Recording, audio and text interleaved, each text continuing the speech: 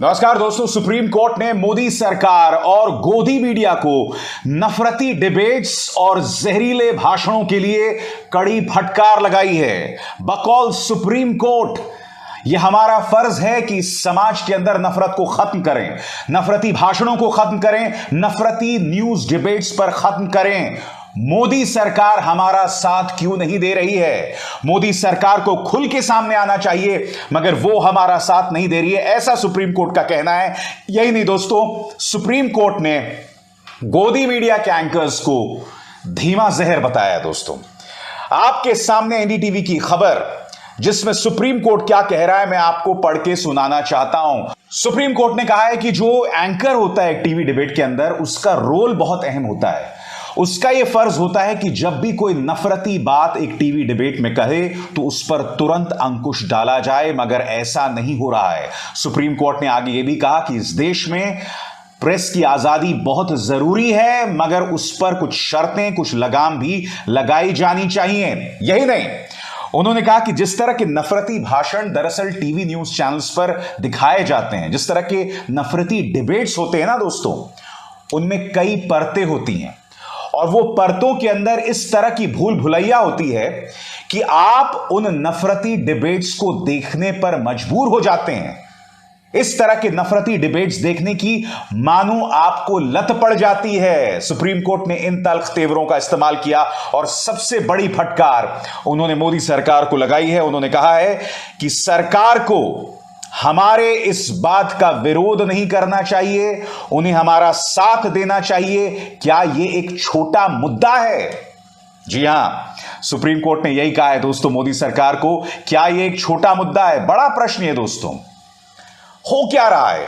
अभी 2 ही दिन पहले देश के सूचना और प्रसारण मंत्री अनुराग ठाकुर ने यह बयान दिया था जो आपकी स्क्रीन पर है।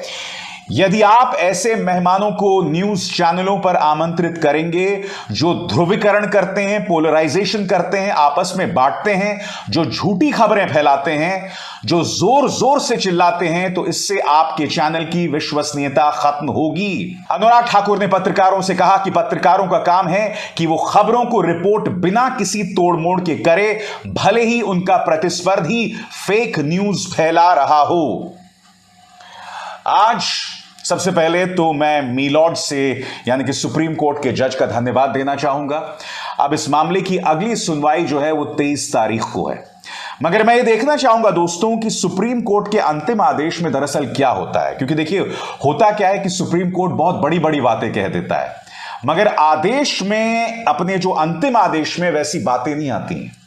आज मैं मीलॉर्ड को और सूचना और प्रसारण मंत्री को 3 चीजें याद दिलाना चाहूंगा। सबसे पहले दोस्तों, न्यूज 18 का ये डिबेट देखिए, जिसके अंदर ये एंकर एक झूठी खबर दे रहा था। और वो झूठी खबर क्या थी? वो झूठी खबर ये थी कि दिल्ली में बुलडोजर चला और उसके बदले में राजस्थान में बुलडोजर चलाया गया, जबकि खबर बिल्कुल उल्टी थी। राजस्थान में पहले बुलडोजर चल चुका था, उसके बाद दिल्ली में बुलडोजर, दिल्ली के जहांगीरपुरी में बुलडोजर चला। बात यहां नहीं रुकी। टाइम्स नाउ नव भारत ने एक और झूठी खबर की, और उस झूठी खबर में क्या था कि किस तरह से हिंदू के घर पर बुलडोजर चल गया मगर मुसलमान के घर बुलडोजर नहीं चला।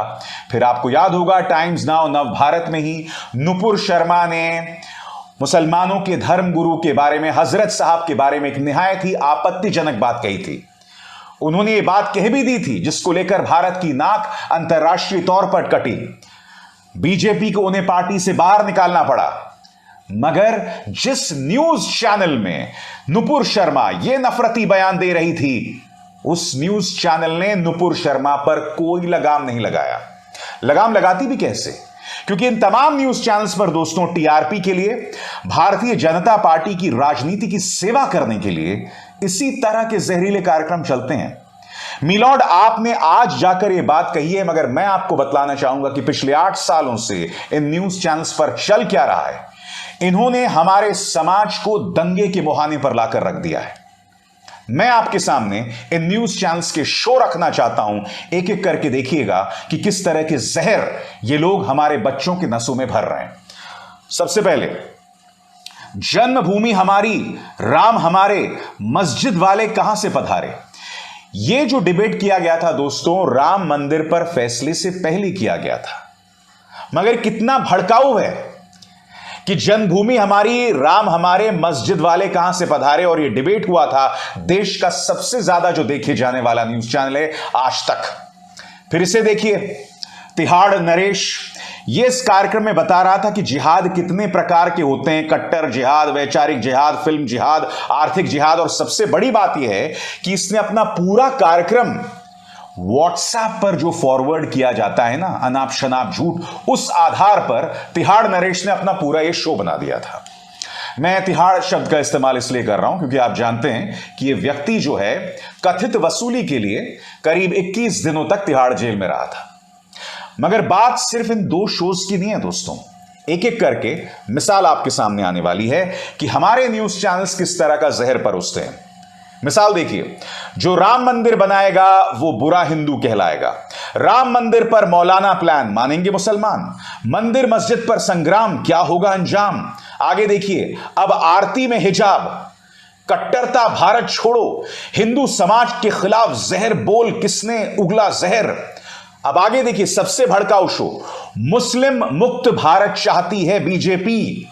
इन 2 शोज पर देखिए, मुस्लिम मुक्त चाहती है बीजेपी, और दूसरा शो जन्मभूमि हमारी, राम हमारे, मस्जिद वाले कहां से पधारे। सुप्रीम कोर्ट की चिंता दोस्तों इसी बात को लेकर है कि किस तरह की नफरत इन न्यूज चैनल्स में पल रही